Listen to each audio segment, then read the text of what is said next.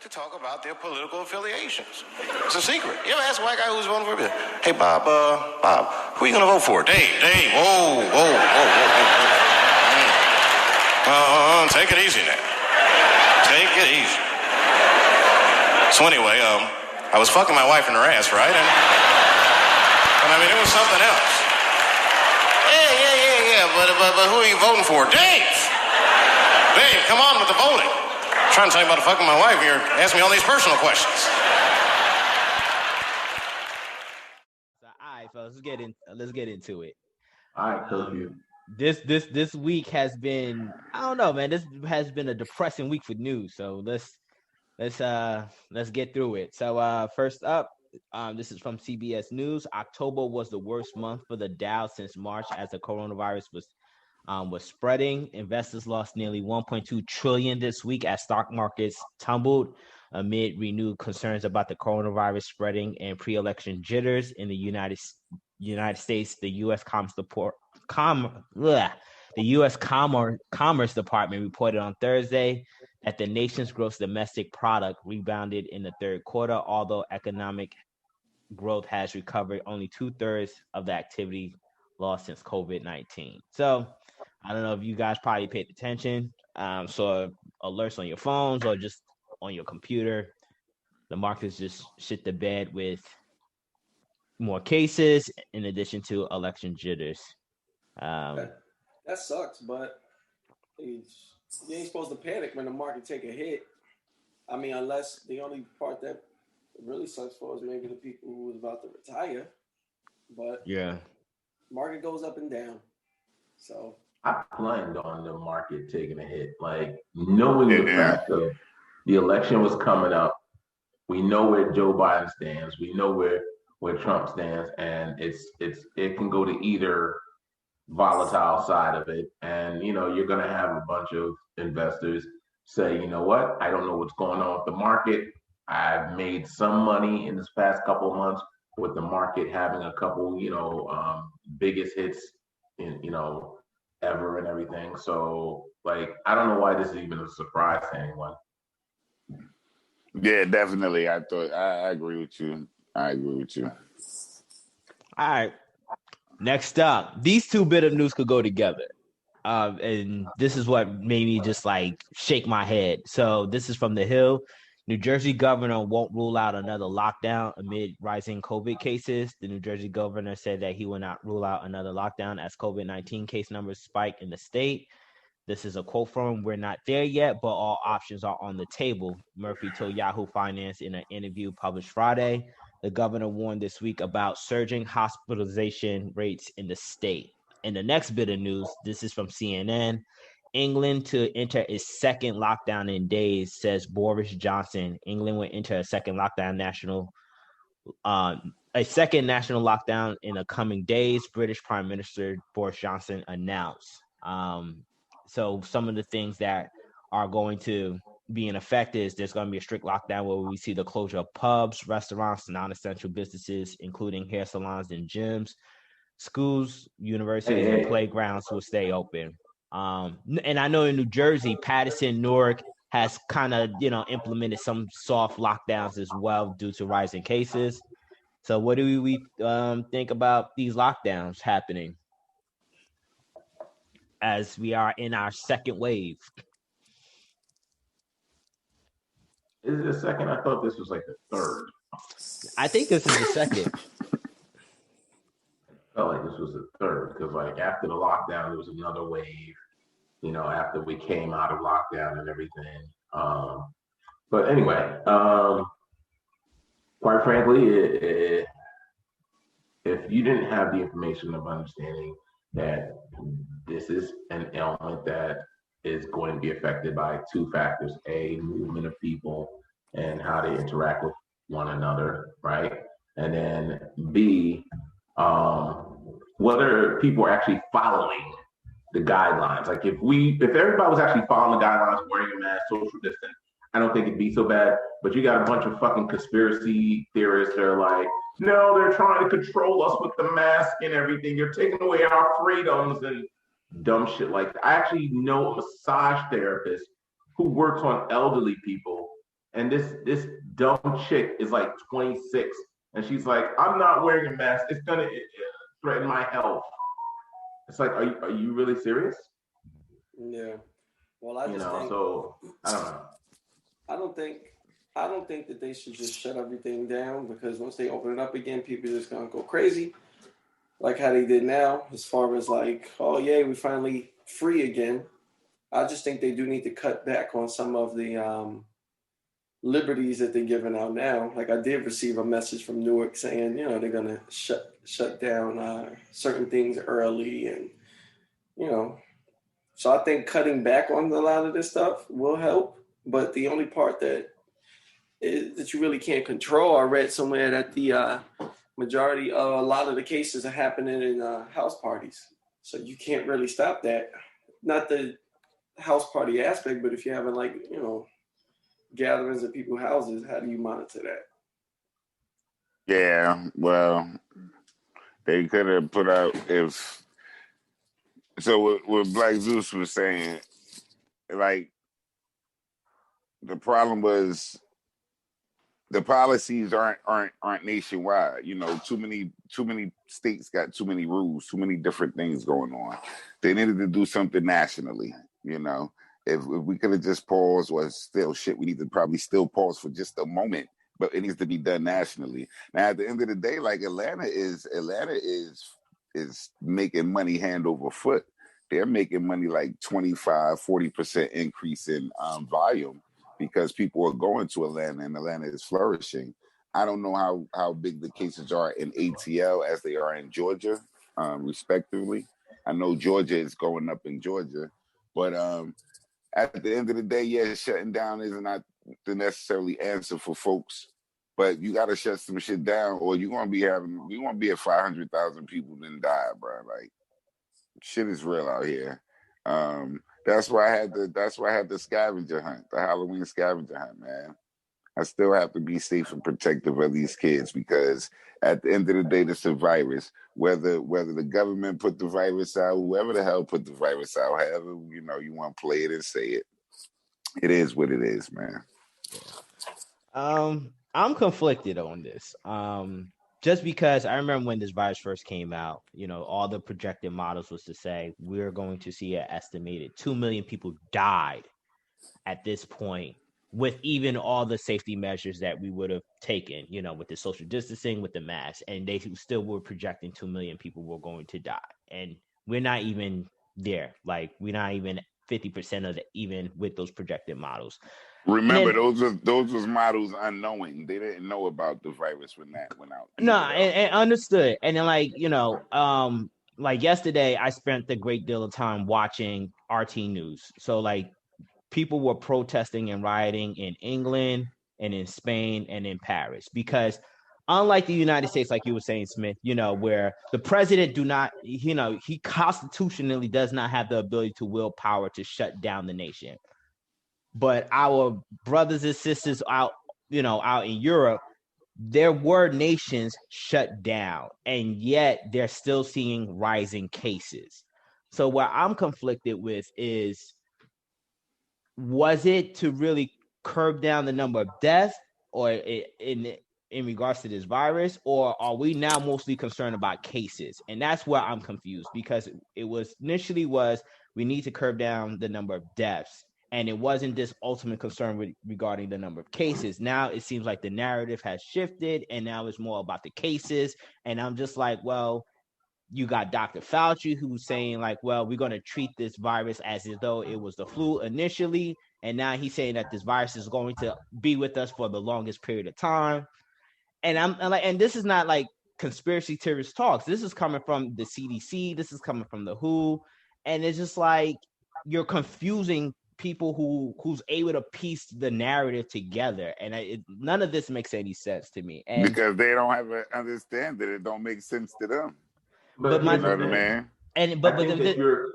I think you're conflating two different things, though, because just because a state or a government state puts a mandate, right, on lockdowns, you make it seem like it's an absolute, as if people aren't people. The same way you can simply, like, we have rules, regulations, laws, this, that, and the other put in place because people are fucking idiots. Regardless of if you give all the direction, this, that, and the other, you're gonna have someone or a couple of people that are still gonna, nope, I'm gonna party. Nope, I'm gonna hang out with my friends, this, that, and the other. And it takes one person to affect 10 others. Those 10 have 10 other dumbass friends, and it goes on and on and on. So those numbers are definitely gonna go up. And the whole thing is an estimate. I mean, in our country alone, we've gotten somewhere around like I believe it was like 100 or 200,000, deaths, somewhere around that, right? Correct, but the estimated model when it first came out was going to be 2 million deaths. And my thing is, but the thing is, I understand that, but like I'm looking at countries who took those actual safety measures more seriously, where it wasn't a state by state situation like the United States, where it's just like you had France on lockdown, you had Italy on lockdown, you had Spain on lockdown, and they're still seeing the number of cases still spike. And I'm just like, one of the missing factors for me in these sort of, story headlines is, were the deaths in conjunction with these raising cases? Because, at some point, I think, and I was hearing Dr. Fauci give an interview on this. At some point, the coronavirus is going to be looked at as though it's a flu, and you're just going to have to come to grips that people are going to die regardless. Like in 2018, 88,000 people died from the flu. 88. Yeah. Well, you know what? Those numbers haven't gone up because of vaccines. Understood, and we would have starting to find stuff that smaller number. Yeah, I don't know. They're starting to find stuff to control it right now. So. Yeah, they're finding stuff to control it. I just don't think, man, because 2 weeks ago I just reported executives from the WHO say that, I understand like the virus needs to be taken seriously, but these lockdown measures are just not great for people.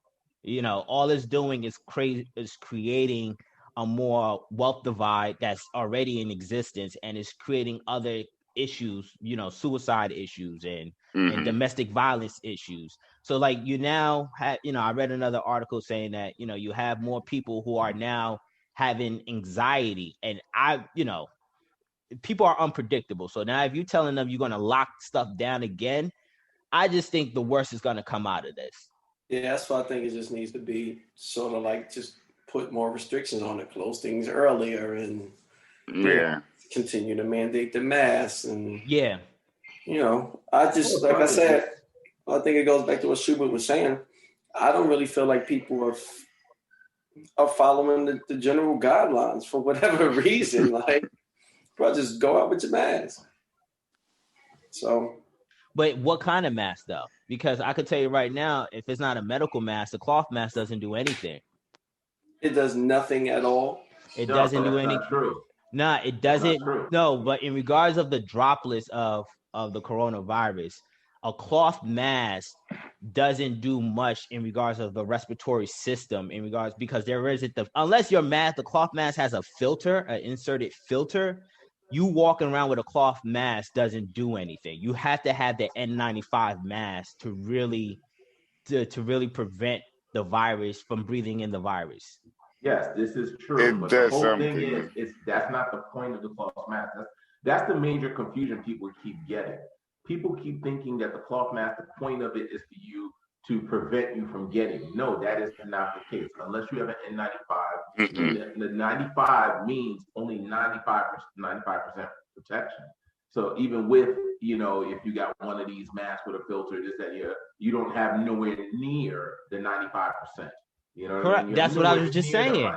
Now, the whole thing is, the point behind the cloth mask is if you happen to be asymptomatic, or if you happen to have the coronavirus, it's harder for you to spread because you can't blow out as hard as you can inhale. Your exhaling is not as strong as your inhaling.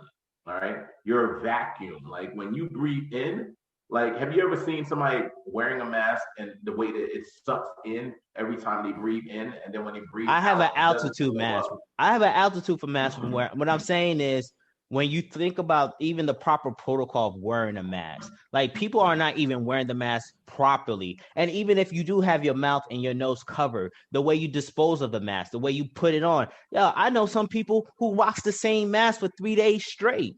The same mask. That's what I'm saying. That's like it's not like exactly the problem. But that's the but what issue. That's what I'm saying. No, but what I'm saying is people are not even being educated on that. Like they're just saying wear the mask. They're not saying, they're not doing like, I don't see videos showing like, oh, this is how you're supposed to wear the mask.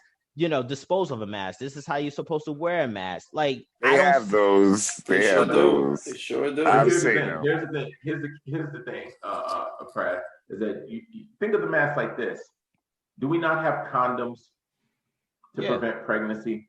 Yeah. But does it not happen if people are not wearing the fucking condom? If they're putting it on wrong? You know, if dudes acting like they wear a Magnum XL when they know that they are Trojan Mini. Yeah. I mean, I don't know, man. I just say like these are the minor details that no one ever goes into unless they're serious about it. And that's the reality, is that people are fucking jackasses and idiots, and they're not gonna be educated. They're not gonna look up. The same asshole who's sitting here looking up all the conspiracy shit is not going to sit there and say, let me get well educated on how to wear a mask, what to do the mask, why we're wearing a mask, before I go watch all these fucking conspiracy movies and videos by some idiot on YouTube who has no fucking education in medical science. Nah, look, yeah, I think but a lot of it too, though, Cash, is just people just don't want to do it. Even if, I get all of the pushback, and I get what the conspiracy, some of the people who had the conspiracies out there. What I'm looking at is you do have medical doctors out there and medical nurses out there who are looking at the numbers, and they're looking at the case in their geographical location, and they're saying this does not warrant the measures that these states are taking to basically ruin the lives of many people in regards of having their businesses shut down, having their jobs lost. That's what, like, you have some facet of people out there who I think would sound, like, look, if the stores are telling you wear your mask, wear your mask. If they're telling you to keep social distance, some people are going to keep the social distance. First off, 6 feet, like my mom, she's in the medical profession. She said 6 feet does nothing. It should be ideally 25 to 30 feet. If you're talking about respiratory droplets in the air and stuff, because you could close 6 feet within a matter of, a second. But what I'm saying in regards to the news, when I look at, what's being shut down, you have people who already lost so much, and now you're coming around with another lockdown. I'm just saying, in regards of this, what's happening, I just think that it's unfortunate, and I really don't think that, people are adhering to what the World Health Organization just said. Like, look, we get the serious nature of this virus, but we got to find other means, because what we're doing in regards of lockdowns is not working. They're seeing more of a catastrophic event, not just people dying from the virus, but in regards of the suicide, the homicide. Most of these protests, and we're going to get into the protests later in the news that I'm pointing out, most of these protests is due to the fact that people are without nothing. All right, let's get into it. All right, next bit of news. This is from the Business Insider. Uber, Lyft, and DoorDash now has spent more than $200 million on Prop 22. There's still no progress till it passed. So this is an interesting bit of news to me, because I think it's very important to pay attention to ballots in other states. I know New Jersey, we have our election this Tuesday, and one of the ballots question is the legalization of marijuana. But I like to pay attention on other ballots. So basically what Prop 22 in California is, they're classifying the app-based drivers as independent contractors instead of employees.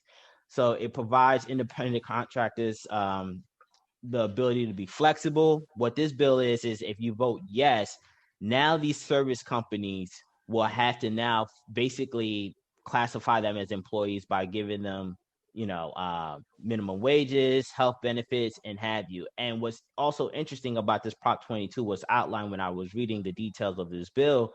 It also extends to freelance work. So like if you're basically a freelance writer, if you're a freelance writer for like the LA Times might have to hire you full time, where in all actuality they don't want to necessarily do that. So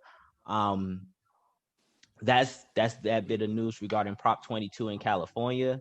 Is one of the most highly spent bill from a company trying to oppose the bill. So there's no guarantee it'll pass, but we just don't know. I disagree with it. You know, I mean, the whole thing is that a lot of people keep looking at Uber, DoorDash, and things like that like it's supposed to be a job. It's not supposed to be a job.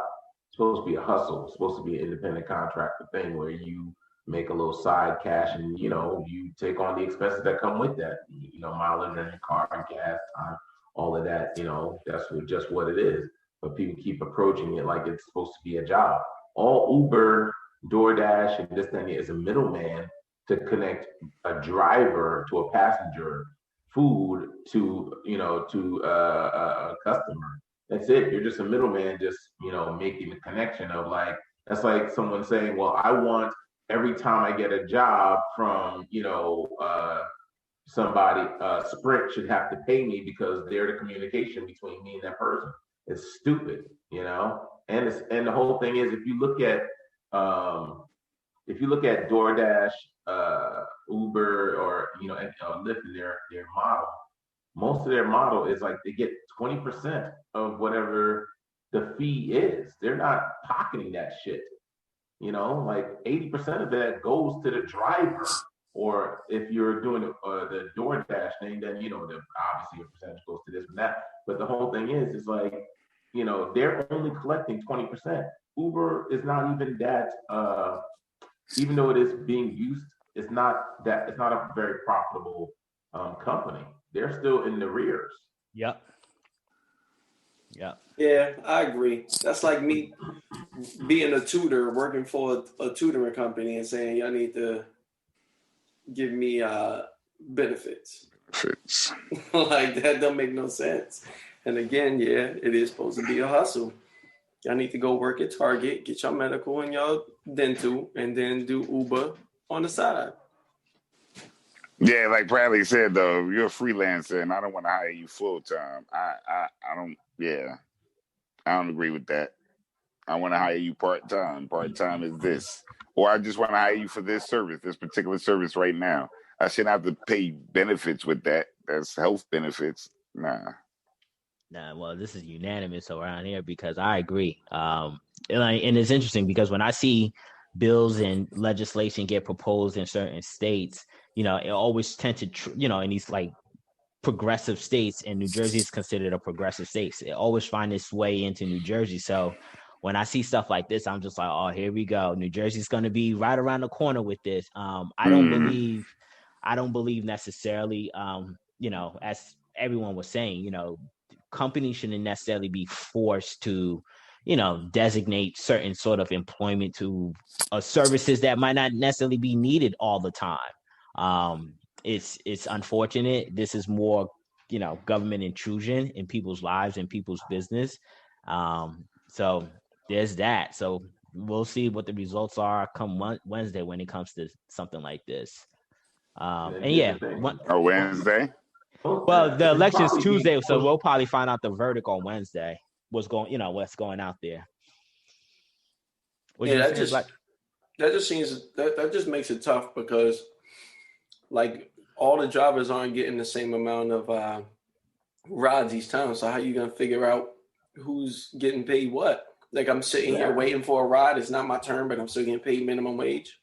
Yeah. And the thing is, if you look at the business model, you know, like I said, a lot of people are going into this like a dumbass idea because they're thinking like the way Uber presents it.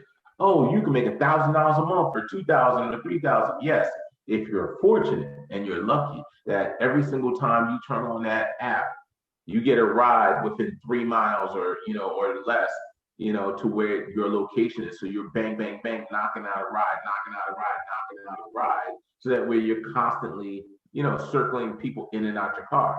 But if your one ride is 5 miles from your location, and then your next ride is 4 miles from that location. The miles in between is dead time that you're not getting paid.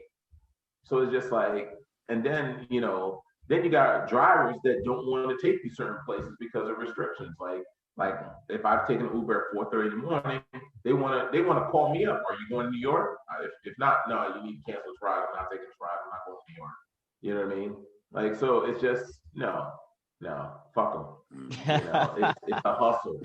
They don't understand. Like, people got this employee mindset that they don't understand the difference between, being an employee, being a business owner, being a small business, self-employed, and being an investor. And most of these people don't understand, like, you're going to Uber, you're self-employed. Well, so what's interesting though, as I was reading various articles around this, 80% of the Uber Lyft drivers do not want this bill passed. They want to stay independent contractors. So who put it up? Yeah, because they're not going to make money if they go minimum wage. Exactly. So the thing is, you have a small, you know how you always have the vocal minority group. So you have a small activist group who's basically saying that, these app driving services need to pay because, people are essentially, killing in them themselves. Little towns. Little towns, they trying to make some money. Constant money in them little towns, But is taxes and taken out for whatever, right? They got to file their own tax. They got to file their own taxes. Yeah, they got to file taxes. Yeah, they got a 1099 they got to fill out. But if they, once again, you get tax loopholes, you get to write off your gas, exactly, or the depreciation of your vehicle. You could depreciate that, and there's advantages to that. But you got that vocal minority activist group out there that just say that these services are taking advantage of people. They need to do better. They need to provide adequate pay. They need to provide adequate health. And it's just like, that sounds all nice, but like, who's paying for that? You shouldn't force the company pay for that. It's just like, if you don't like the job, don't take the job.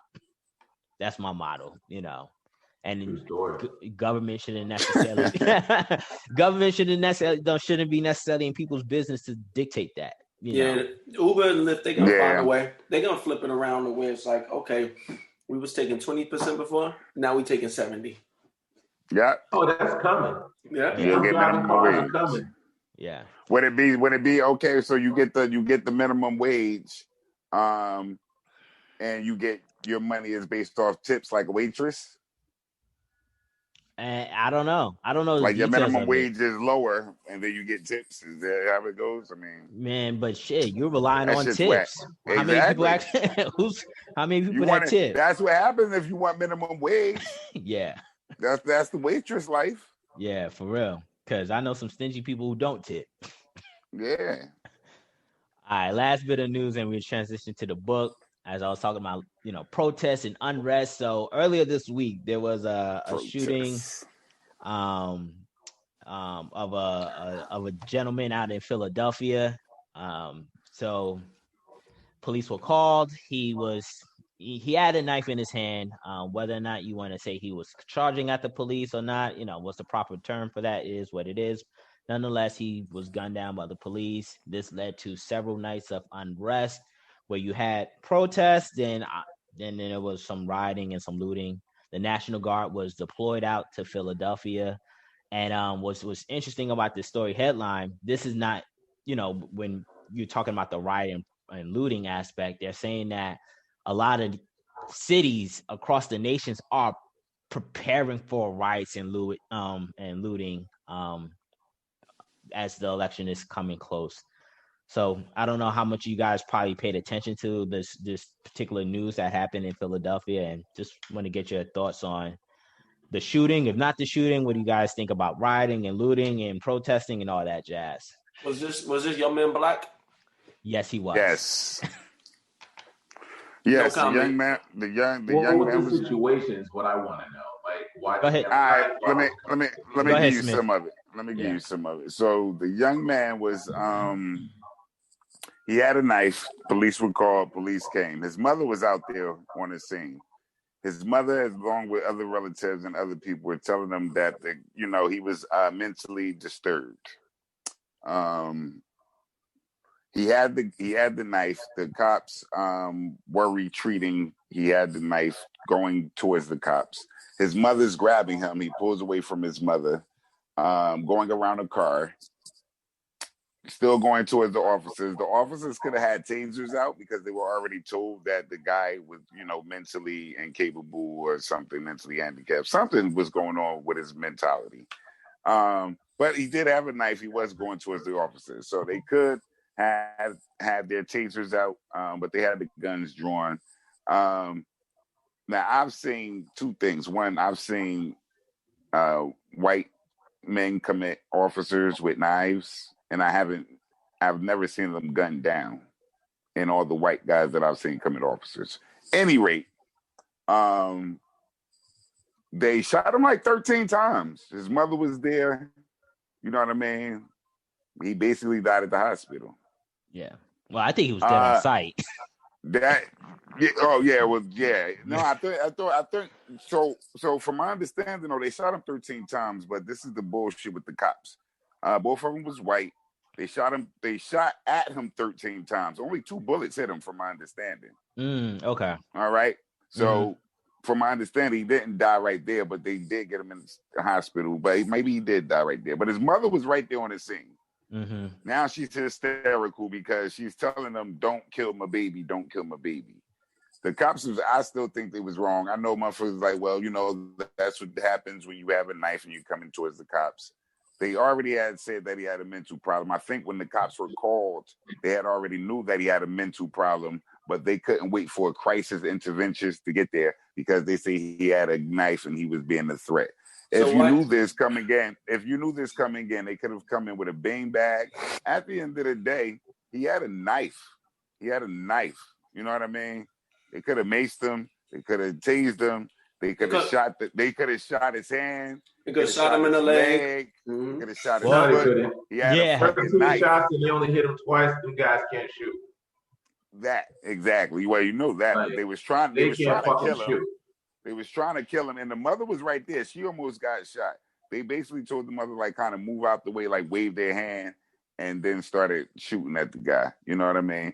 Yeah, he had a knife. He was big. He was black, but I wouldn't have looked at it as a threat. No, I'm saying I wouldn't have looked at it as a threat if I got a gun. Never bring a knife to a gunfight, bro. At the end of the day, come on now. You got a fucking knife, not a sword. You seen motherfuckers with sword. It's a knife. Now, you know how close I got to get to poke you with this fucking knife? You know how close I got to get to poke you with? No, Henry, you got to fucking you could have tased this motherfucker. You got other things that you could have done. The gun is the last resort, supposedly. Yes, I know you can say you felt threatened. I get all that. You know what I mean? It was still 2-on-1, and 2 niggas got guns against 1 man with a knife.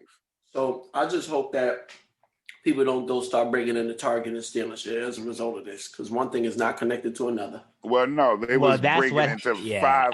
They was breaking into 5 Below and shit. Everything is actually $5 or below. But at the end of the day, you can't even put one with the other. Because the people that was protesting. Mm-hmm. That link between the what you want to call the rioters and the people who was out there just stealing. That shit starts with another, not even a mentality. That shit is staged and set up to do that. And then once, one person is seen doing it or, is jumping off, then this is where the herd effect come in. Oh shit, I can get something for free. But when a white motherfucker decides to break down a glass and we ain't even paying attention to, who the fuck is breaking down this glass? At the end of the day, man, yeah, the rioting shit is whack. That shit is corny as hell. That shit is just destroying shit that tomorrow you can't go back and shop. At the end of the day, with the election, where I live at gonna be all right, because ain't nobody gonna be rioting, no matter who wins. You know what I mean? My mayor gonna hold it down, and ain't nobody rioting, no matter who wins. You're in Newark, right, Smith?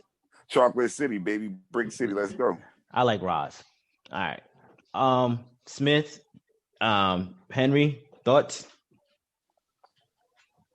Oh no, I'm cool with it as far as I do think they could have took other actions. I mean, I don't know how, and I mean, it sucks because homeboy did have a mental problem, but we just got to act a certain way when we in front of the cops. That's not to say that he should have, because I understand his condition. But let's just see what happens with the whole looting, because I do not feel like one thing is connected to the other. Yeah. That's it. Black Zeus. He's thinking hard. Hey, you might have to get the song out, Cal, because it's gonna be a long one. You gotta look. You gotta. I'm gonna try to keep it. I'm gonna try to keep it short. But the whole thing is, the cops definitely made a bad judgment call. They should have been, the smartest decision going into that would have been to tase somebody, make some this, that, and the other. I don't know what the psychology of the cops were. 13 shots only hit twice. That means that either these cops are the worst fucking gun shooters ever and shit, or they were scared as fuck and just freaking the fuck out, taking shots, or they were just like Johnny Brasco and shit, trying to just like gun him down and like, oh my God, he's still coming, but not realizing, oh fuck, you missed. So those cops are definitely idiots. Because even, Smith, I hate what you're saying, but you come at me with a knife, I got a gun, I'm still shooting your ass. Fuck you. I mean, if I got the choice of a taser, knowing that you got mental conditions, and this is the thing, cops are not well-trained soldiers. But they're not well-trained soldiers. You're supposed to, but they are trained to protect life, protect first. No, true. No. I want to finish your thoughts, Black Zeus, because I got some interesting points to make. Because the whole thing is, I find that most cops are fucking idiots, that got a badge and a gun, a couple months out of fucking police academy, and they don't take that shit seriously. They just think about the fat check, the power of saying I'm a cop and this, that, and the other. They're not trained soldiers going into a situation all the time and have cool, calm, collected nerves, And then as far as the rioting and everything and the protests, I understand. The rioting, those motherfuckers are just looking for an excuse to do dumb shit. And the thing is that there's no justification of saying, oh, this dude I don't fucking know got shot, so I'm going to go break into Walmart or break into a mom and pop shop that had nothing to fucking do it. If you feel that strong, go bust down the door of the cops. Go bust down the door of the mayor. Then I could see you're rioting, But if you're hitting fucking, Dunkin' Donuts, that makes no fucking sense at all. That shit makes no sense. All right. I have several thoughts, because when I first saw the video, a friend of mine sent me the video, and he always like my thoughts and perspective on these things. Number one, I think there was a disservice to Walter Wallace growing up. I think if he was suffering mental illness, there should have been a facility. I think people around him should have made sure that he was instituted or admitted into a mental institution. I know that we've, since the 80s, we've cut back a lot of our mental institutional funding. And I think something like that is unfortunate, because,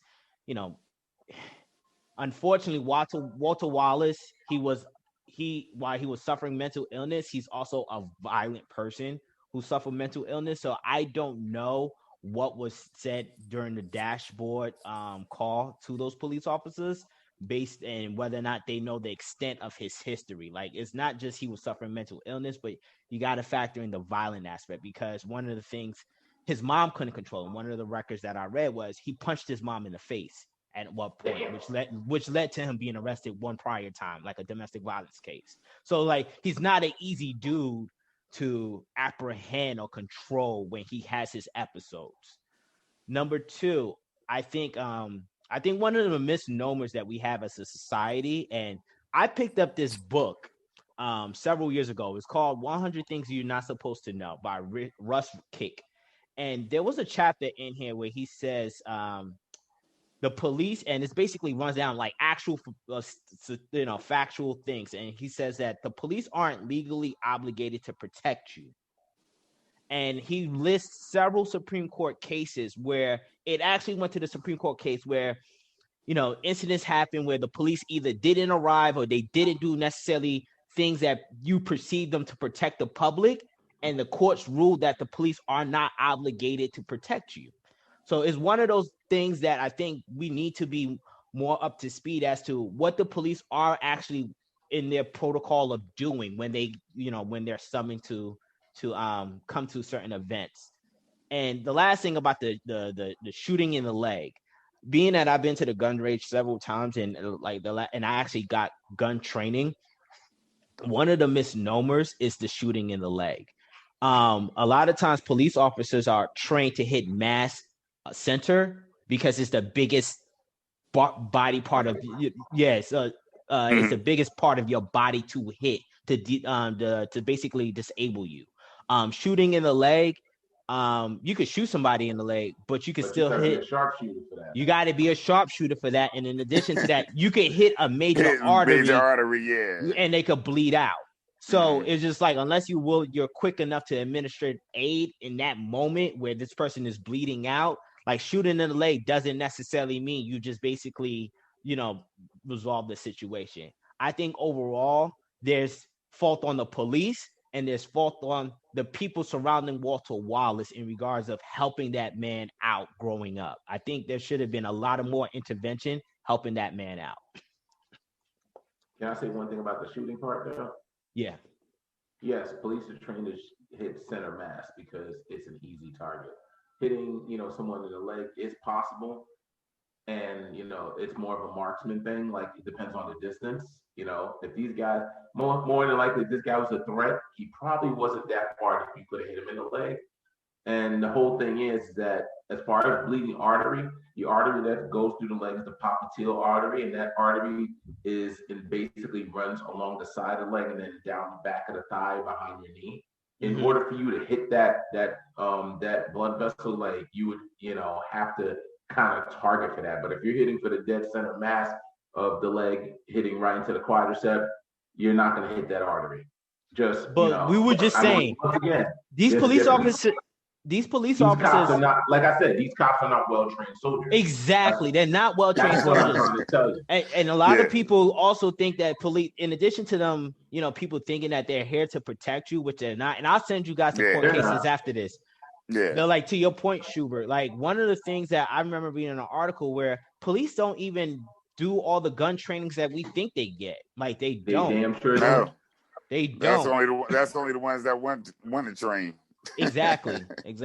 Yeah. All right, fellas, let's transition into the book. This is wrapping it up. You know, this was an interesting book picked out by Smith. Yeah, it was a change up. I ain't mean to drop shoe IQ and stuff.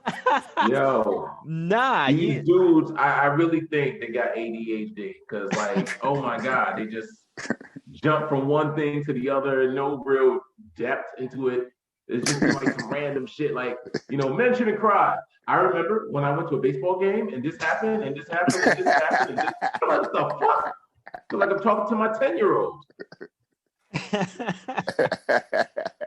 Bro, like, there is times where I'm trying to see if I could laugh at a moment, but I was just like, yeah, they needed Ritalin or something to calm down their thought process, because it was funny. I think the Wash chapter was my favorite chapter, because when they started talking about receding headlines, I was like, damn, there we go.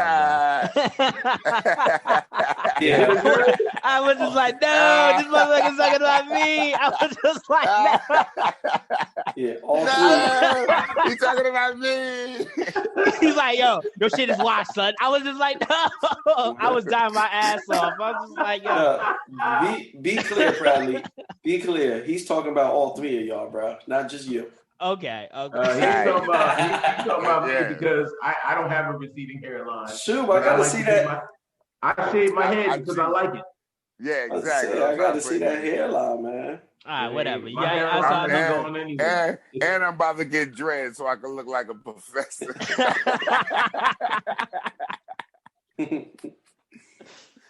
Oh man! All right, so let's get into the questions. All right, so if you are washed, as stated in chapter 7, is there a need to explore more options in life or just settle with what you have? Damn, son. Bruh. You wash. It is what it is. Yeah, But you know but like he was talking about like LeBron James. He was saying, his hairline, and he was talking about that. And LeBron James still trying to hold on and he try to get it fixed. He ain't settled for it. Like if you talk about a hairline.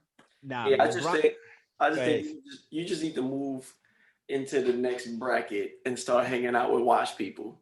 That way you feel like you fit in. Like even last night we was doing had a little dance compilation that we did or whatever, and then we was sending text messages today like, yo, all our knees hurt because we ain't did no dances in however long. Like we the brunch crew now. We not the late night go to the club crew. Y'all wise, huh? But I'm cool because that's my crew now. That's your crew, hanging out with them. Not for nothing. I don't even think you need to find a crew, because here's the thing: is the fact of the same crew you partying with when you was 20 or whatever the case is. When you became washed, they all became washed the same around same time. But the most pathetic wash is like people who want to hold on to their youth and they hang out with younger people. You see that a handful of times. Or that old nigga, or that old head in the club. Yeah. I got a cousin like that. She still want to hang out with her kids. You know what had me they 20-something. When my man said you'll wash and you only do 3 sex position, I damn near choked. Yes. I was like, yo, are you sexually washed? That was supposed to be one of the questions. Are you sexually washed? I damn near choked on my drink, bro. Like, yo, what was it? Doggy style, missionary. And an occasional blowjob. Yeah. Because that shit, yo, it kind of hit close to home. I was like, damn, I had to reevaluate my situation. I was like, yo, that is. Yeah, you want to be sexually wise, man. You gotta turn it up. Yeah, man, we're all mating in captivity. That's what that's about. Once you're mated in captivity, you become sexually washed. God damn. God damn. You washed, bro. Not saying the frequency is changed up. It's just what you're into. Like Kel was saying, your knees hurt. Maybe you're not picking it up like you used to, because your knees and your back might go out. Yeah. Your knees and your back. Oh man. Oh my God. Now you gotta get traction. Oh man. This nigga's fucked. Oh shit. Gotta get it in with some athletic sneakers on, man. Man, shit, you gotta do pregame stretches nowadays, man. Yo, I really used to look at what's my man, this one porn star who was wearing knee pads and Tims. I understand it, bro. Mr. Marcus, that other dude, other bald-headed dude. I know what you're talking about. He gotta make sure that he got his leverage, bro. They got knee pads and Tims on, bro. Facts, bro. All right, the Tims, I don't understand, but knee pads? Bruh. Yo, when you get down on the positions, get on the bro. knees, the positions. Yeah. And not to say too much, even your girl, like your girl, she give you that fellatio. You might have to put a pillow underneath her knees. She ain't that young. Yo, I just got this whole image in my head of being like 50-some-odd years old, and now you got this whole gear on. All right, I got my Tim, so I got track. I got knee sleeves to make, in case my knees go out. I got a elbow sleeve for my tendonitis and stuff, and then I got guys. I put my face in the pussy and it's just niggas looking like in a Fitbit. Keep niggas looking like that dude on the basketball court that don't nobody want to pick on their team. Put me in, coach. Put me in. Nah, fuck that. Don't pick it, no. Do not pass that nigga the ball. Oh man. Yeah, man. I agree, man. You just gotta hang around other watch cats. Look, bro. You just gotta be content with it. it is what it is. It is I what ain't it trying is. to. Yeah, I ain't trying to switch up nothing, bro. Yeah, life goes on, man. Life goes on. It is what it is. Oh, But yeah, Lord. that was by far the funniest chapter out of the whole book. I damn near was in tears. I was just like, yo, I'm washed, yo, in so many ways and not even realize it. You said I didn't even realize it. That's so fucked up.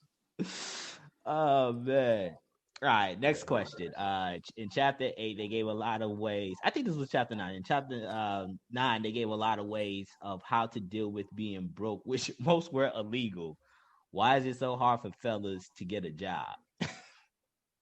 Yo, was this a chapter where he was like, yo, when you out on a date, you can like steal from your date and then like Cash app? Yeah. You can cash app yourself so she paying for her own stuff. Yeah, this was that part. Oh my goodness. Oh, that's the part where it's like, yo, you out on a date, you broke, and then you get your friend to come up with a ski mask and rob you and your date, then you split the money with your friend. Mm-hmm. Or you put Yeah. Or you put the roach in the salad and whisper the oh street. my God, roach in the salad. Yeah, well, you ever did the roach in the salad? I know you did ditch and dive before. I know you did that. Dine and dash. Yeah, that's what they said. Yeah, I know you did that one before. Nah, I do the. You know what? This wasn't as good as I thought it was gonna be. And they'd be like, "Well, what can I do for you, sir? I'm gonna need some free something."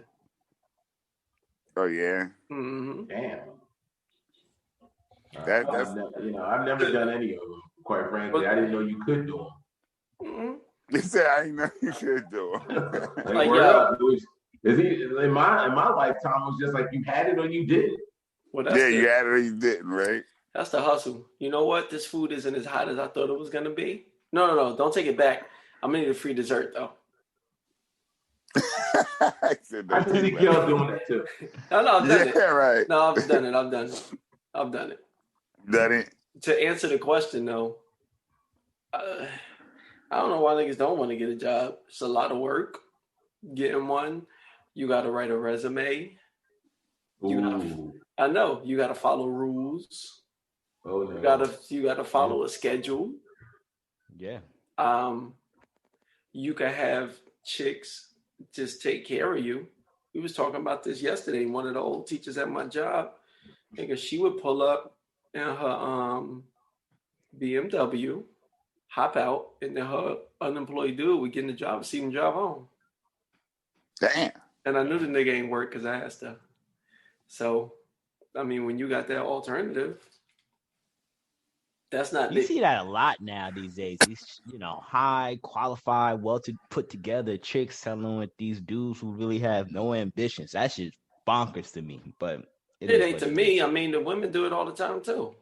That ain't no difference. It ain't no difference. Well, but it's expected, for a man to take care of a chick who's not, on his part, who's not on par with him. Yeah, I'm in this listening. Day and age, like, wait a minute. when we talking all this equal opportunity, because here's the thing, I really thought about that shit. That that bullshit of toxic masculinity. I looked it up, or masculine. Yeah, toxic masculinity. I looked that shit up, and it was basically saying traits of a male that character and traits of a male that exhibit negative effects on da da da da. So basically, I was like, so being an asshole. Because females aren't assholes at times.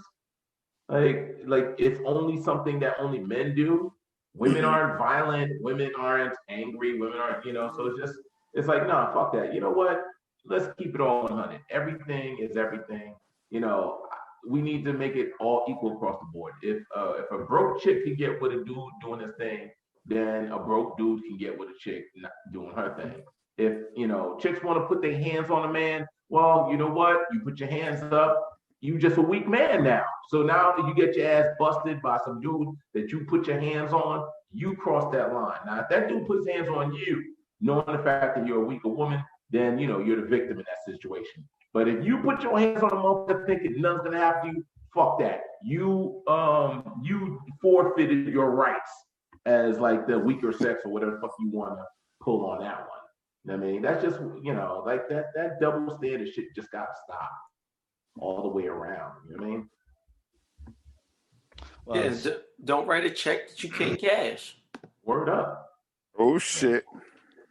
Was that a shot at me, bro? Why? Just because your name Cash? No. I'm just okay. Oh shit, Cash.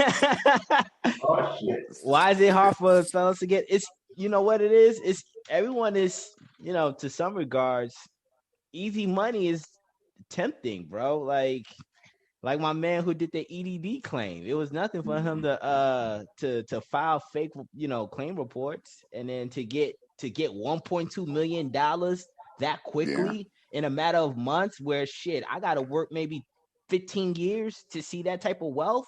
That's the thing. It's just like a lot of times with these illegal jobs, it's that easy money, that fast money. Yeah, but wait, Cash. Wait, guys. And you're right. You get the easy money. But niggas ain't trying to get the easy money and parlay that shit into property. Niggas ain't trying to buy car washes and barbershops even or movie theaters. Niggas is trying to buy kicks and go out and buy bottles, yo. You're not lying, bro. I'm in 100% agreement with you on that. So yeah, the easy everything that I always knew that came with easy money came with a sacrifice, a price. You know what I mean? Yeah. Like easy money ends up with like a like jail time attached to it. You can be lucky and get out of it. You know what I mean? I hustled in my life and I've gotten out of my hustle. Thank God. You know what I mean? That was teen years. Thank God I got out of that stuff. But at the end of the day, like that easy money comes with a price. But ain't nobody making easy money going in and saying, I'm making this easy money so I can cop this this little house so I can buy the block soon. You know what I mean? Niggas is going in there with like so they can go in there for fetish shit. You know, I got a fetish for these leather pants and shit, and a fetish for these chicks. You know what I mean? And then nice little car. Like anyway, man. Like that's the thing. We want instant satisfaction, and what do what brings you instant satisfaction? Then what is perceived to be an easy hustle. Unfortunately, no one looks to see the downside with that type of activity. So it's just like we have what was the saying? A YOLO life. Most of us adopt that. I know I sound old as like a YOLO life. You only have. You only live one type of mentality. I don't like to live that lifestyle, but that's why, man. It was crazy that they listed all those illegal activities that people would get into. I was like, yo, y'all on Showtime TV. What are y'all doing? Talk about the past. The past is the past. That's what built you. That is true. Yeah, man. It is what it is. What they doing? They getting that money. All right. Next up. So Desus, in chapter 6, Desus discusses the 2 times he called the police. And he further goes on to say how he felt like a snitch and advocated no snitching for street cred. Why do regular citizens uphold tenets intended for gangs and criminal members only? I think it's simply the fact of you grew up in a hood, right? It wasn't a gang and criminal thing. It was a neighborhood thing. You know what I mean? It was just like, snitches get stitches. Like was in fucking elementary school, we learned that shit. Like, the teacher would come in. It was like, the teacher would leave the room for a minute for whatever reason. You'd see people cheating on the test. They come back and the teacher's like, did somebody do anything, this, that, and the other? You're like, I ain't nothing happened. Like, we all knew that. That was just one of the rules of just being in the hood.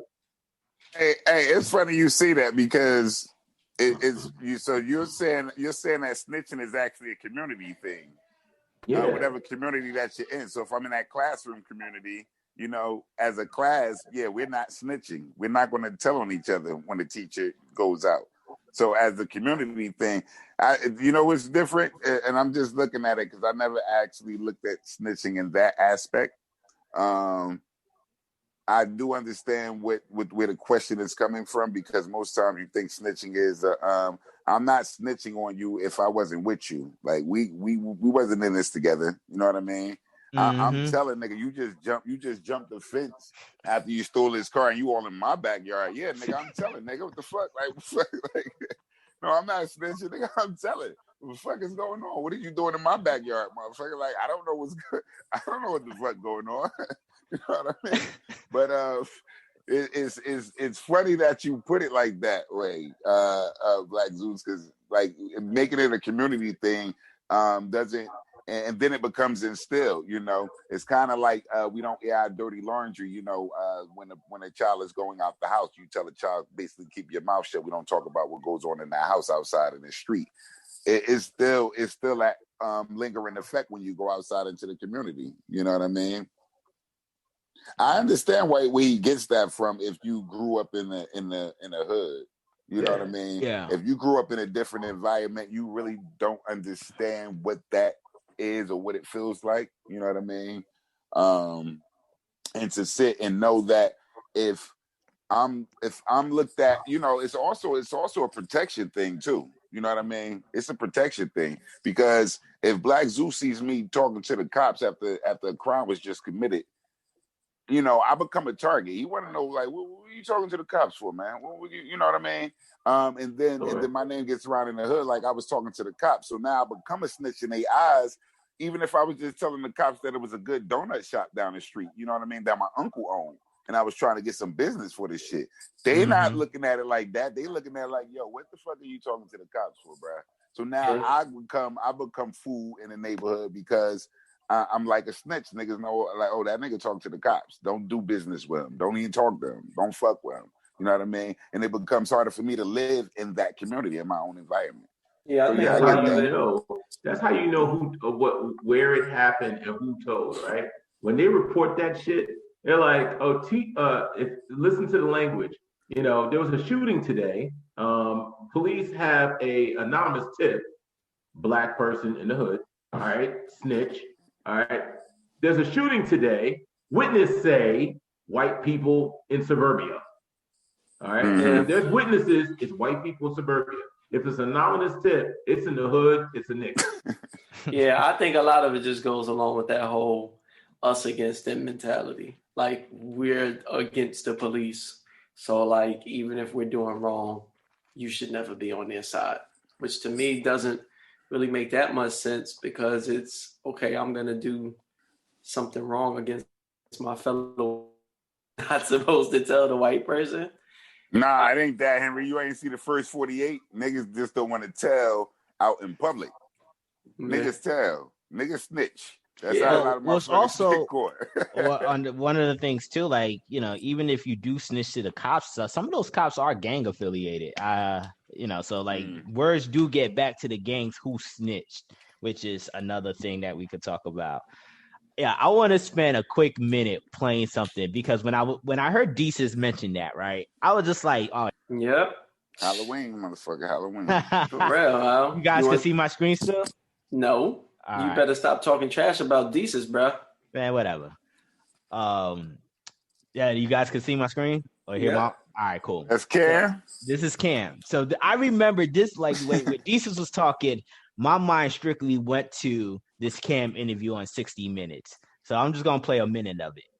Ethics, like I said, I'm raised from where we wasn't raised to tell. You wasn't brought up to say, hey, this guy did that. This guy did that. It's kind of like, not saying go do something bad to the person who did something to you, but it's kind of policing your own community. If there's a serial killer living next door to you, though, and you know that person is, you know, killing people, would you be a snitch if you called police and told them? If I knew the serial killer was living next door to me? Yeah. No, I wouldn't call and tell anybody on them, but I'll probably move. Like, I'm not going to be around because I don't need to be living around serial killers, but I'm not going to call and be like, put the signs up like, yo, you know, the serial killer's in 4E. It's not your responsibility. Exactly. Is there any situation where you think it's okay to talk to the police? Yeah, definitely. Say hello, how you feel, everything all right, period. So I remember watching this interview when it first happened, and I was like, yeah, I remember that. I never saw it. I don't think he really feels that way, Al. I just think he's putting up the facade.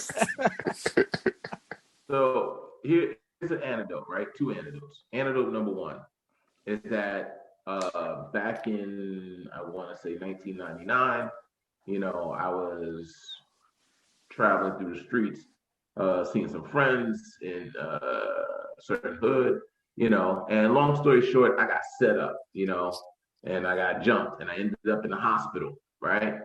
Cops, want to take a report, this, that, and the other. What happened? Blase, blase. Did you see him? This, that, and the other. I'm like, nope, didn't see him. I don't know who they were, this, that, and the other, blase, blase. I knew exactly who it was. You know what I mean? I knew exactly who it was. And, I had to take some time to recover in the hospital. That was like in November. You know what I mean? And I squared that shit up, in the spring. I made a few phone calls and squared that shit up in the spring later on. You know what I mean? Now, I could have easily told the cops, yeah, I know who it was. I even knew where that motherfucker lived. I knew his girlfriend, this, that, and the other, all of that shit. But no, that's just the way the hood rolls. You don't snitch. And there's another case where I was living in Montclair on Maple Street. I think it's Maple Street, Maple. Yeah, it's Maple. Maple Ave. And long story short, my neighbor downstairs, his ass came up on the screen one day while on the news in Montclair. Maybe you remember this, Cash, where this dude shot his baby's mama in the face at the YMCA in Montclair. Yeah. That was right? Yeah. I saw that shit on the news. I told my wife, yo, it's time to move. And she's like, what are you talking about? I'm like, yo, it's time to move. We gotta move. We gotta move ASAP. You know what I mean? And it wasn't until like a week later the cops found out the dude lived and everything. Only because the fact that the dude had two big ass fucking dogs, two big pits in his apartment that, I guess was fucking up the apartment and shit and this, that, and the other, because he hadn't been around or whatever the case was, because I guess he made a run for it or something happened, whatever the case was. But when I saw a dude's face on TV, I was like, yep, time to go. You know what I mean? See, I don't know. If I could get with the first one where you're not saying nothing because you're going to exact your own revenge. But like, if I'm living next to a serial killer, hey! I never say anything about exacting revenge, man. Well, no, not you. No, I'm just saying in general. I said squared up, like Well, I can understand from the standpoint it's like, yo, I'm going to exact my own revenge, but not like, yo, if there's a serial killer living in my building, I'm gonna leave knowing that this nigga's going to continue killing people. Like, yo, I'm saying something in that stand. Now, I may still move, don't get me wrong, but I'm going to say something. It's like, oh, well, I'm going to just leave. That nigga ain't killed me yet. So what if he pops up and then follows me to wherever I'm going because that was his next target? I end up dying. Chill out. Yeah. Like, I ain't doing that. I agree with Kel. I think, honestly, man, the whole snitching campaign is ridiculous because when now granted Schubert brought up something about the classroom snitching. That was interesting. My mind did not go there. That was interesting. So you threw me for a loop with that one. But in regards of like the origination of snitching and what is typically, who is it typically attributed to?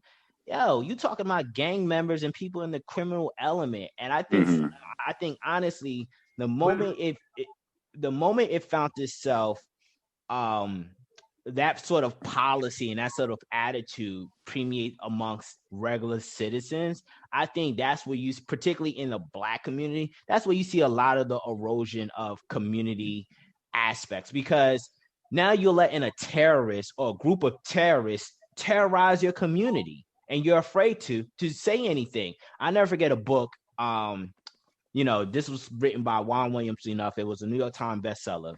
So there was a story in here that it was a woman out in Baltimore, elderly woman. And, everyone knows Baltimore. Baltimore is always in the news for something, not in this most positive light. So this lady was basically, she wanted something to be done about the drug dealing and the rapid violence that was happening. So she was constantly trying to forge a neighborhood watch or calling on the police and trying to work with the police to stop the criminal activity. It got to the point now, because no one was willing to snitch, no one was willing to help her. It got to the point that where they firebombed her house, killing her. And everyone saw that this happened, and no one was willing to come forward to basically say, look, yo, we saw what happened to, Miss Jenkins. It's messed up. We got to do so. Like, it's one thing, like, I get it, yo. You didn't like the fact that she was going to the police and she was trying to shut down your operation. But, yo, you firebombed her house, killing her, bro. Yeah, but here's the thing. You get that rampant. 80% of homicides in Chicago go unsolved because nobody wants to go cooperate with the police. But I think it was like 50. Yeah, go ahead. Here's the thing: you're thinking like people just don't want the right thing to happen, right? It's not that people don't want the right thing to happen, and this is just straight across the board. If you remember back when you read American Dirt, it started off with a family being massacred because, daddy was snitching. Daddy was putting it out there. And because daddy But does that rule apply to him, though? No, it applies to anybody. Pratt, if you do something wrong, and I snitch you out, and you find out that I'm the one that snitched you out, and you go to prison or whatever the case is, or your family finds out or whatever the case is, do you think they're like, well, Sugar is doing the right thing, and I'm proud of him? No, now I am a target. Your family, your friends, your whoever's your surrounding, look at me as the reason why you're in prison, not your actions. But the historical context surrounding the word snitching never applied to ordinary citizen.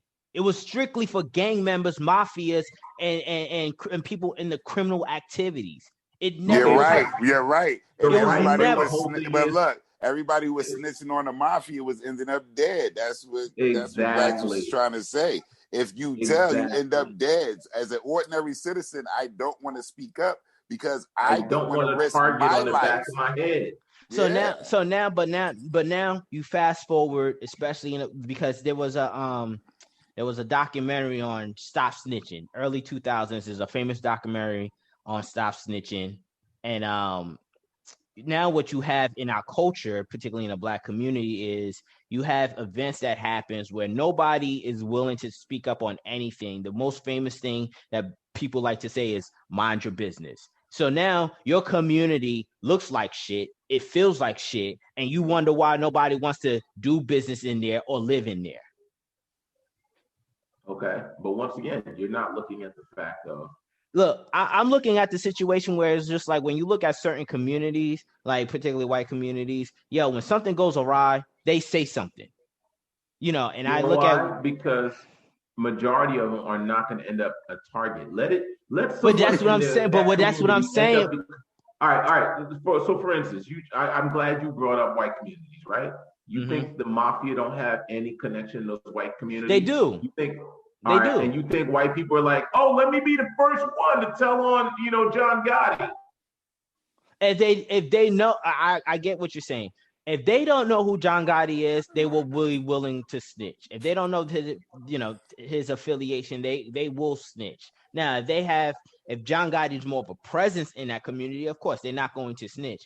I'm just saying it. But what I'm saying, But what I'm saying is this idea of no snitching is absurd and it's ludicrous. And I just think if you're not necessarily affiliated with such criminal activity or gang activity or mafia activity, then you snitching, you should not necessarily be in harm's way of you snitching. Like, it just is what it is. I think the gang members need to do a better job not being a terrorist in said community. It's just like making sure that we're not going to necessarily terrorize our community in that regards. That's the difference between Italian mafias. Like when you look at the communities they typically reside in, and I'm focusing on just a Black community, they're engaged in criminal activity, but they don't necessarily terrorize the community the way we terrorize our community. They just don't. No, they terrorize on a whole different level. They terrorize on a whole different level, so where it's not. I understand that, but it's not obvious to the everyday Joe or Jane. Whereas in our community, that it's okay as long as nobody is aware of it. I'm just saying that with the whole no snitching that Desus and Mero was talking about, I think a lot of times when I see there's no snitching campaign, there's a much larger ramification that I tend to see on a day-to-day basis versus to like, all right, yes, you know, you're snitching on a much larger level is different. Like if you're trying to bring down a drug cartel, that's different. But like if you're basically shooting up blocks and stuff like that and, you know, harming kids and harming elderly people, yo, that needs to come to an end. And if you need to snitch as a regular person, yo, you should have that luxury to do so. All right. I should. I'm gonna have to punch some holes. I'm gonna have to punch some holes in your argument. One, we just said that the police are not obligated to protect you. Two, you just snitched on or put a criminal out there. You are the reason why a criminal. I didn't say necessarily. I didn't necessarily. No. Hold on. If you're the one that's, you know, putting your mouth out there and saying, hey, he went that way, or hey, he was wearing a red hoodie and this, that, and the other, whatever the case may be, now that person has a personal gripe with you directly. All right. And then three is the fact of when that comes back around, you're supposed to be okay with that. Because, you know, what? Explain that to me. Because like when you go hold on. But you saying you're living in that community, you're living in that neighborhood. Those are some great ass points, man. No, but hold on. First off, you're going to walk that neighborhood safely, knowing the fact that you put somebody else behind bars who may have some criminal connections, who may have family, friends, this, that, and the other, who are going to feel salty about you putting said person in jail. Yeah, you're going to feel comfortable walking your dog in the neighborhood now. Well, that's what I'm saying. I'm just saying that the snitching campaign has gotten to the point in our communities now.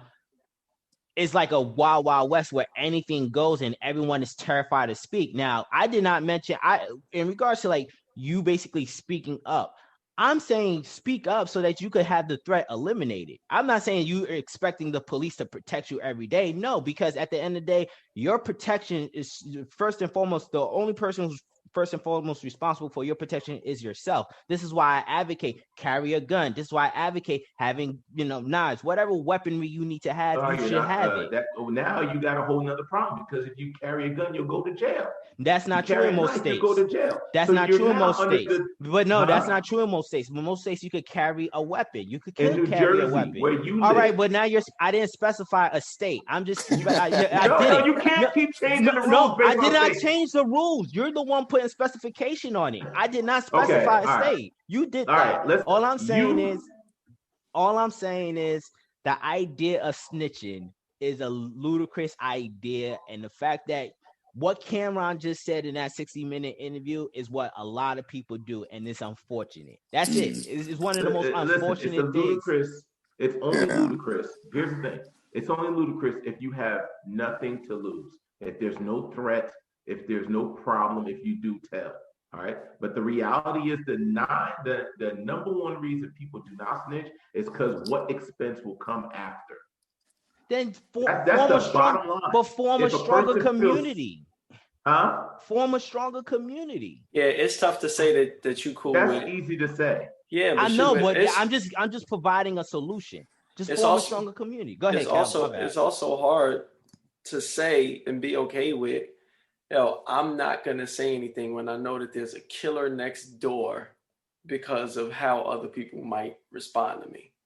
Like if I'm living next to somebody who's a threat, number one, if I'm living in a hood, I'm moving from one hood to another hood so I can potentially face these same issues regardless of where I'm going.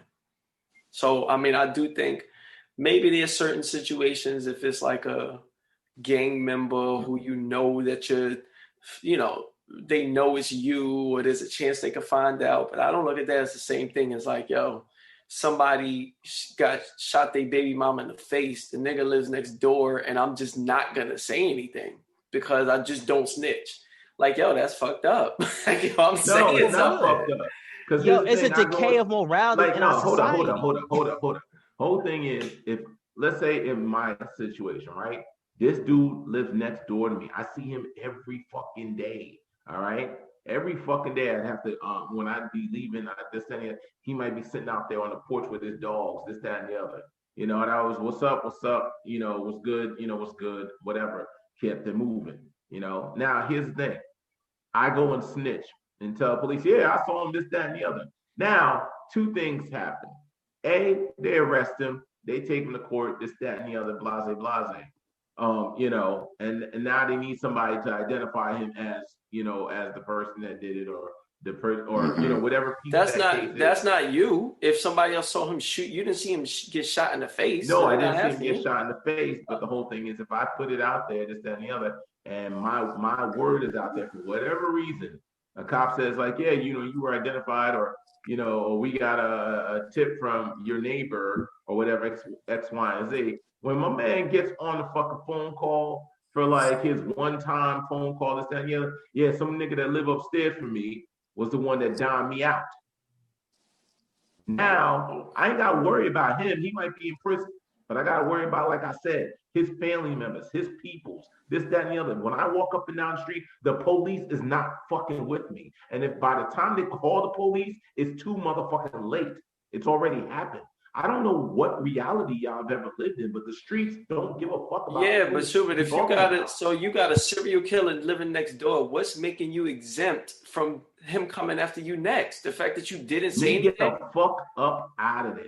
To another place where you're going to run into a similar situation. Because if you're living in the hood, you ain't moving from the hood to the suburbs. So at what point is it, so just every time you're in that situation, you're just going to move? Like, that's the solution. Exactly. I'm not going to say anything. I'm just going to continue to move over and over and over. It's either I move or I stay the fuck out, mind my goddamn business. Until the serial killer comes and kills you.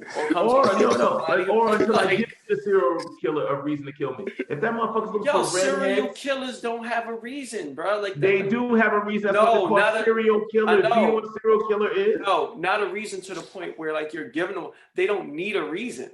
That's what I'm saying. They do. You don't know the psychology of a serial killer. A serial killer kills a specific person. If that person. So then, how can you say that you're going to give them a reason if you don't know what the reason is? You just might walk by. I do know that if you know that the person is a serial killer, you already know what their target is. Their target is females with red hair. Their target is a black person with wearing, yellow hoodies. They have a specific profile. That's what makes them a serial killer. Oh, it's not the fact that's what makes a serial killer. It's not the fact that they kill on a continual basis. So that's not what serial means. That has nothing to do with it. So all serial killing has a type. So once again, gentlemen, please learn these things about, psychology. Sociopath, psychopath, dude. I don't know exactly. All of that. I live in the streets. I have lived in Newark predominantly my entire life. So I know these street codes. What I'm saying is rather unfortunate where now you have elderly people feeling they're held hostage in their home. You have kids who can't necessarily play in the streets because, this rival gang might, see this rival gang. And now next, there's gunfires that's about to be spread. All I'm saying is, it's unfortunate because now what it is people, what it does, it makes cowards out of people not wanting to snitch. So that's it's saying it makes cowards out of people, period. Because if you clearly are seeing criminal activity and that, and there's certain criminal activities that you could kind of shrug your shoulder, like marijuana usage, to be honest, I ain't going to snitch on that. But like to Kelvin's point, if you see a serial killer taking residence next door, or a child molester taking residence door, I'm not doing nothing. A serial killer definition is typically a person who murders 3 or more people, usually in service of abnormal psychological gratification, with the murders taking place over more than a month and including a significant period of time in between them. Psychological gratification is usually the motive for serial killing, and most serial killings involve sexual contact with the victim, but the FBI states that the motives of serial killers can include anger, thrill-seeking, financial gain, and attention-seeking. It don't say nothing at all about them only killing one type of person. Facts, and if they're thrill-seeking, there's no motives there. They're just basically financial gain. That's no motive. That's not. Oh well, I'm only gonna go after rich people. No, I see a broke nigga next to me who just got paid. I can kill him too and take his money. Like hell. Okay, all right, so fine. This serial killer, random dude just killing. All right, so let's say the Uber driver that was going around killing motherfuckers in between Uber rides. I want to say before the COVID thing went down. Y'all heard about that story? Yeah, I know the Uber killer. Yeah. Okay, so the Uber killer, right? All right. So the Uber killer is going around killing motherfuckers. Fine. You see him, you identify him X, Y, and Z. No problem. But are you okay with the fact of this motherfucker get off bail? If this motherfucker get out, your ass is on the line for snitching. Are you okay with that? You'll eat that bullet. Are you okay with that? Yes or no? Yes. Yeah, I think I'm okay with it. But as long as you're gonna eat especially it, even then if fine. Yeah. But you can't put that on nobody else to say they'll eat that bullet. I'm not putting it on anybody else. All I'm saying is it's unfortunate because all you do is harbor terrorists within your community. Yeah, but the whole thing is the terrorists That's live all you in do. your community. That's the thing. They're not visitors. The cops are visitors. But the cops come by. 9 out of 10 times you live in a hood, the cops don't look like you. They don't live in your neighborhood. They're not your people. They're not your next door neighbors. So it's okay. Where I live in Verona, like guess what? The cops here are my son's football coach. I understand, right? but you can't eviscerate. But you can't. Coach. Another one of us, my son's best friends, from kindergarten. 2 doors down from me is a state trooper. The motherfuckers live in my neighborhood, and I know who they are. So when I go by, hey, what's up, shoot? When they're in their patrol cars. But in the hood, it's not the same scenario. These motherfuckers are visiting. Yeah, you're right. We know that, bro. We're talking about. So because the terrorists look like you and they live in your community, it's okay to keep them there and not say anything. I'm not saying it's okay. Exactly. I'm saying the fact of you got to think about what these people's situation is. It's a damned if you do, damned if you don't situation. Mm-hmm. It's not fair to judge. But not everyone has the means to pick up and go to a Montclair and Verona. This is true. But not everyone. So damn the elderly, damn the minors in those communities who that's where they can only afford, and let them just live amongst terrorists in their community because I'm not saying that. That's how it's coming across. No, you're not listening. They are the victims. They are in a situation where it's like I can tell and try to help my community, but then I become a victim directly. Instead of being a victim, don't do anything. On the sideline, I get the direct hit. Instead of at no point are you to. But what happens to the innocent bystanders who's getting shot because of the terrorists?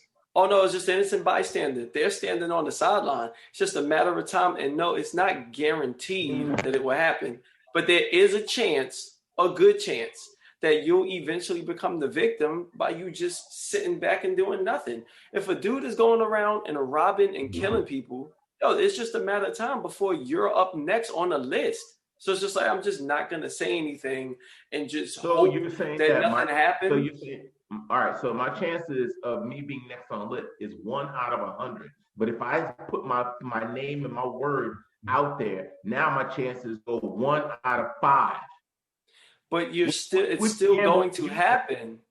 Which still going to happen. Would you take? If the 1 out of 5 is a chance that this person goes away and stops, it's like, I'm either going to die in 5 days or 100. But if I take the chance of dying in 5, there's a chance that I might not die at all. But if I don't do anything, I'm definitely going to die. Which chance would you take? I don't know, bro. I don't know how y'all, I'm not saying that your moral stance isn't right. I'm just saying, I don't think y'all really in touch with reality. No, it's not a touch of reality. What I'm saying is we got a bunch of fucking cowards out here not willing to help the people who are most vulnerable in our community. Period. Who's the cowards? The people who don't say anything. The people who don't say anything. And that can include myself too. Cowards, what about those? Who are these cowards? Women? Children? People that live in that neighborhood? Everybody.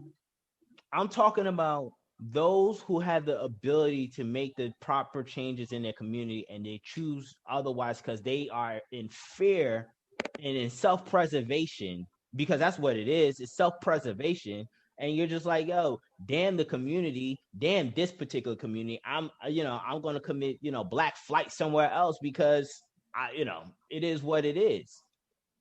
And how many times have you put your life on the line for someone else? I'll wait. No, Yeah, I've never been put in a situation where I needed to risk my you know own what life. though, Sue? Come on, man, and that's unrealistic. Get out of here with that, bro. Like if it's I'm unrealistic. I'm just saying the fact of like, yo, you make it seem like it's such an easy decision to make. I'm not saying until the gun is up against your head. The word easy never came out my mouth. It never did. I'm just talking about the situation at hand that the communities are facing. But you're calling someone a coward for not wanting to have that gun. What I'm saying, yo, dude, I included myself. I said we are all cowards of this mentality that we are letting terrorists in communities basically harm people, innocent people, like Kelvin said, bystanders, for the sake of, well, I just don't want to snitch. Now you got a 7-year-old who got a bullet in his head and the entire family is grieving, but we know man down the street did it. Come on, man. And it's just a matter of time before it does hit home. It's a matter of time. The gun is in your face. Yeah. And I'm not disagreeing with y'all. I'm in complete agreement with y'all that something should be done. But the whole thing is, I don't think it's as easy and simple as you guys are putting it. But no one is saying it's easy. A lot of people would have to step up and put their lives on the line. I just said that it's a community effort. I said that. I never said community. Who's gonna go first? Hey. Who's gonna eat the bullet first? Because here's what happens. All right. Here's what happens. That gun has 17 shots. You don't want to be number one. Well, if you number 18, and you're damn sure you'd love to be number 18. Yeah. Because guess what? By then, there's no more bullets in the gun. But the thing is, that first 17, death is permanent, my friend. See, there's already been the 17 people who died. It's just that everybody else been afraid after that. Like, we just gonna stop. But those people didn't volunteer to die. That's the difference. They said something. Once you they spoke up. You have volunteered to put your life on the line. Yeah, but the people who did, the 17 who did that was the ones who snitched, and that's why people stopped, because they felt like if I say something, this is what's going to happen. Yeah, because maybe, you know what? The first 5 snitched, and they got a bullet in the head. There's still 12 bullets left. Do you want to be one of the 12?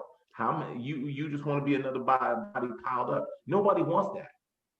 Well, I'm not saying there's some communities that have neighborhood watch. There's some communities that definitely make sure that they don't let unsavory activities happen because they speak up, in regards to like what happens. So it's as a community, and you can't kill everybody. You're not killing everybody in the community. Exactly. That's what I'm saying. This should be like, in order to get rid of snitching, I said from the jump, it has to be a communal effort. It shouldn't be just one standalone person. Like I said, in this book, I mentioned how this young lady, this elderly lady, she should not have been by herself trying to stop the crime on her block.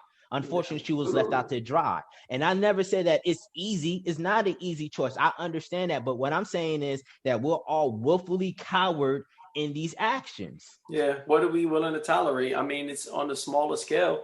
It's the same thing. I look at my window now, see a whole bunch of trash. Coward. My whole thing is that it's your language. You're calling someone a coward and not being empathetic to the fact that no one wants to fucking die. No one wants to be fucking injured. Hey, guess what? We die someday, though. We die at some point.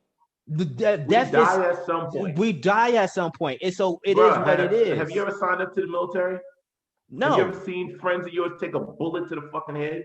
Have you ever seen people's bodies piled up? No. But there's a reason why PTSD is a real thing. Understood. Right? But at the end of the day, I know that we die someday, bro. At the end of the day, so this idea that I'm trying to preserve my life to infinity is ridiculous. No, it's not that I'm trying to preserve my life to infinity. I would like to die an old man in my warm bed. Not shot dead in the street. Okay, and self-preservation is something that most people garner and cherish. I do understand that, but what I'm saying is a lot of times in these communities, it's utterly ridiculous that we allow this campaign of no snitching just erode a community where you got 80% of homicide go unsolved because nobody wants to speak up. Facts.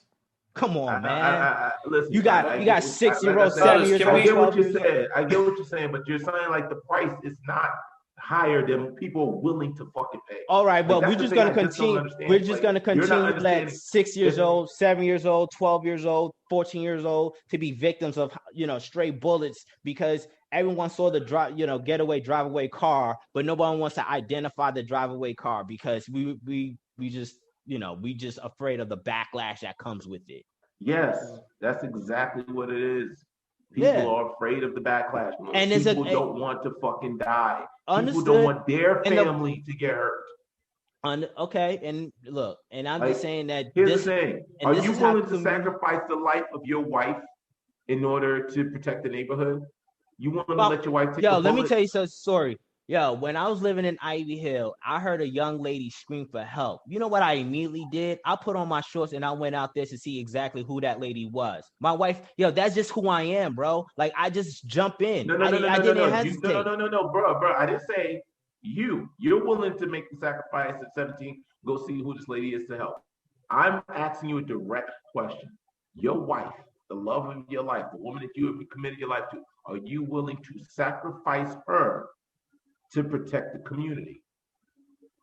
Sacrifice her. Is that what she wants? Like, is it like, oh no, don't change the question. I have a gun in my head. I have a gun in my hand. I have it to your wife's head. All right.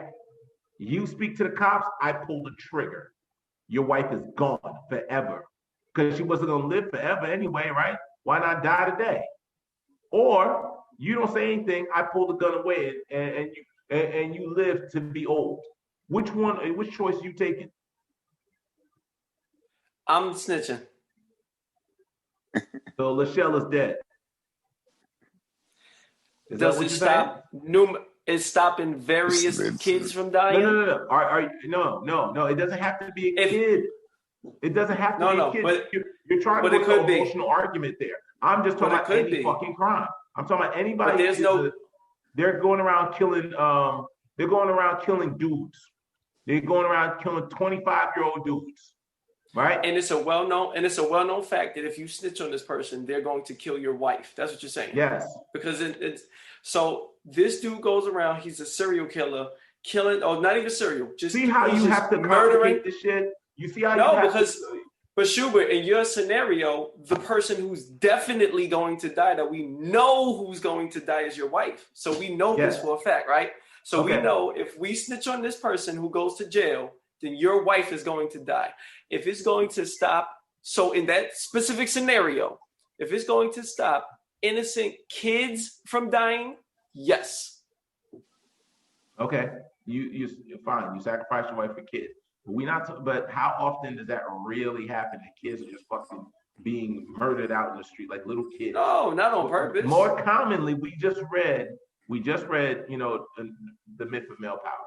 Yeah, but they don't go. We just read that the person who's most likely to get killed is a male. Those are targets because they're the targets. All right. That doesn't. All right, it's a male. Most likely to get killed because is a male. those are the targets. Because those are who the targets are. But that doesn't. Okay, so those are who the targets are. So that being said, you know who's the highest likely to be killed. Are you willing to? Who's going to be targeted? Because they're targeted. Oh my God! No, I really think you're just not trying to act. No, in your scenario, we know for a fact that my wife is going to die. So in that same scenario, we know for a fact that the kids are going to die. So here's the thing. You're basically saying one life is more. So yes, one victim. Hold on. You're saying one victim is more valuable. It's not gonna be one. Hold on. You're saying one victim. No, that's not what I'm saying. I'm not. Oh my God! Let me finish the question. My bad. Go ahead. You're saying one victim is more valuable than another based on their age, gender, and race. No, what I'm saying is you're putting no. That's not what I'm saying. That is not what I'm saying. I'm saying that one. What I'm saying is one life is not as valuable as multiple children dying. That's what I'm saying. Again, you said children. You're being specific. No, I'm talking about I'm not talking about one child. I'm not talking about one child. I don't care. So it's not the same. It's not the same. You're not hearing me. To answer your question, no, I'm not saying that one life is more important than a child's life. I'm saying that's one not life. my question. Okay, ask the same question again. Shoot, I'm sorry. Listen to what I'm saying. Okay. All right. Hear exactly the words I'm saying. I'm not talking about your wife right now. Okay. I'm talking about the target of the criminal. The target of the criminal. You don't know if they're male. You don't know if they're female. You don't know if they're a child. You don't know if they're elderly. You don't know if they're what their race is. You don't know nothing about them. All you know is that it's another person. You don't know if it's Donald Trump. You don't know if it's fucking Joe Biden. You don't know if it's fucking Sarah Lee. All you know is I am going to kill 5 people. Mm-hmm. All right? If you snitch, I'm going to kill your wife. Right? That's all you get. That's all the information you get. No more, no less. 5 people will die. Doesn't matter who they are. It might be Trump, Melania, and this, that, and the other. It might be your next door neighbors. It might be anybody. It doesn't matter who they are. You don't know who the fuck they are. I'm either going to kill them and leave you the fuck alone. I don't even know you exist. Or you're going to snitch and I'm going to kill your wife. Which choice are you going to make? Snitching. All right, well then, more power to you, bro. Most people are not going to make that decision. There's no disagreement with that. There's a thought experiment that goes, it's a trolley train. All right, there's a train coming up the track. It splits down 2 ways. On one track is your beloved, someone beloved to you. On the other track is 3 other people. You don't know who the fuck they are. You got to hit the switch. It's either going to kill your beloved person or it's going to kill those 3 people. Which one do you choose? You don't get a choice. Somebody's going to die. Oh, I'm going with the random person, the random people. You're not going to pick your loved one over the 3? No, because they don't live in my community, so I don't have to worry. It's not an issue that's in my community. So you're willing to sacrifice a lot of these 3 people over your loved one? Yeah, because the train isn't going to eventually come around and kill my loved one. Exactly. That's what happens in the hood. It's the same thing in the hood. It's okay. They're killing those 3 people, but eventually they're going to come around and I'm going to be a victim. That's the difference. Everybody in the community, it's not some people in the community are exempt. Oh, you never say anything, so we're never going to do anything to you. If that was the case, then there wouldn't be any crime in the community. It's like bullshit. How? So the people. There's a difference. So the killers they don't mess with the people who don't snitch. There is a difference between bird shit falling on you at random and you standing directly underneath that motherfucker. But eventually you're going to be underneath it. That's the point I'm saying. Why? You know what? A lot of people don't end up underneath it. What makes you exempt? You live in the community. It's not a matter of exempt. It's a matter of risk management. But it's eventually what Kelvin is getting at is whether or not you are you're going to be in direct line fire of said violence. Those said people in that community could mess with you in other ways. No, or they can eventually come mess with you the same exact way. Or they can this house. It's only a matter of time before your house is next. That's not the same thing as the train. So if the train is the train eventually going to come back around and hit my loved one? Listen, I maybe y'all lived in the hood, but y'all don't know nothing about the hood life. Y'all don't know nothing. Bro, you can't. That has nothing. No, y'all live in the hood. Y'all didn't live.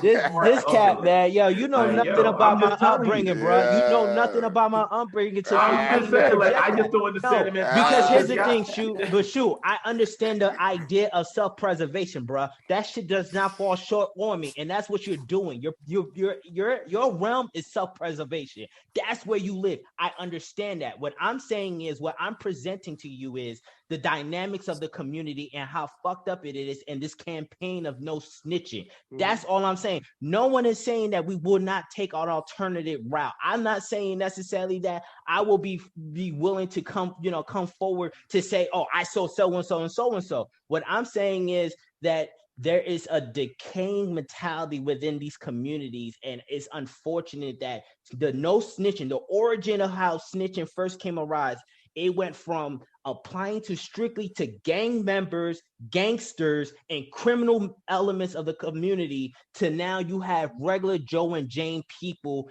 adopting that same philosophy. That's what I'm talking about, how tragic that transition went, period. And I'm not disagreeing with you. So this idea, like, yo, you lived in the hood. Motherfucker, I've been in the hood, bruh. Listen, all I'm saying is I think come on, man. I think you coming down harsh on people that's just trying to survive. I'm not, but what I'm saying is, no, what did I say? I said, yo, we all had, I said, it's cowardice, and I said, I am in that included. I said that. Yeah, I did, like, I'm in that. Too. I remember you said that. So what I'm saying is, but it's the truth. It's the honest truth. It's cowardice. That's what it is. Yeah. But there's a reason why we have heroes, and and the antithesis of being a hero, you also have cowards. Yeah, but heroes, here's the thing. Heroes are like, oh, that was really nice of him. All right, who was he again yesterday? I don't remember. Well, look, I understand all of that, but what I'm saying is when we're talking about this book, and when Desus was talking about advocating for no snitching, and then I play you a 60-minute interview with Cameron where he's basically saying, yo, I'm not going to even snitch on a serial killer next door. This is problematic. That's all I'm addressing. And I'm not, once again, I'm not disagreeing with you. I'm not saying that's not a problem. I'm just saying, all right, understand why the problem. Just try to understand why the problem. Oh, no, it doesn't fall short on me. But what I'm saying is the fact that we do not come together. And I think the one reason why the snitching campaign has lingered so long in these communities is the fact that you don't have a community. You just have a bunch of people in close proximity living next to each other saying, yo, I mind my business, they mind their business, and we're not necessarily going to engage each other as a community. So that way, shit like a serial killer next door doesn't happen. I mean, because here's the thing. It doesn't just happen in the snitching aspect. It happens in slavery. It happened in the fucking goulash. It happened in, with the fucking goddamn it, I can't think of the words. The Jewish people and Hitler. What, Nazi Germany? The Holocaust. The Holocaust, and everything. Whole thing is 9 out of 10 times in all of those situations, the people there outnumber their oppressors, maybe 5 to 1, 10 to 1. Whatever the numbers might be, maybe a 20 to 1. But the oppressors always make sure they make an example out of somebody, all right? Where they put this motherfucker out where everybody else could see him. And they make sure you see this motherfucker being tortured. But here's the problem, what you just said, Shu. The people don't realize that they have the numbers behind them. Yeah, but the whole thing is the psychological aspect of the sacrifice that has to be made. Many people aren't built for that shit. There's no disagreement. You're absolutely right. No disagreement. All right. So if you ever seen Braveheart, right? I think it was Braveheart with fucking Mel Gibson. Mel Gibson, right? Mm-hmm. When they finally caught his ass, this, that, and the other, and they were fucking massacring this motherfucker, and they're tearing him apart, and they're like, "You have anything to say?" Basically. And this motherfucker, he was being torn apart and cut up, this, that, and the other, in front of everybody to make an example of him, because he was basically the leader of the whole shit, right? The one word came out of his fucking mouth was freedom. Mm-hmm. And all the people got all worked up and shit, like to the point where this motherfucker's in pain, dying, this, that, and the other, and still was like, like thinking to himself, fuck you, like to the very end. Ain't too many people built that way. It's commendable. It's respectable. If it was a common thing, there'd be no such thing as a fucking hero. It'd just be like, nigga, you did the same thing anybody else would do. You know what I mean? But the reality is we are hardwired as animals for self-preservation. It's been happening since the dawn of time. And on that note, fellas. Before you wrap it up, Kel, let's get final thoughts on the book. Oh. Yeah, get final thoughts. This was testy today. I like it. Love the book because it got talking. I was just listening and listening. You I were love the quiet, book. Smith. Because the book got y'all communicating on the fullest. That's what I'm talking about.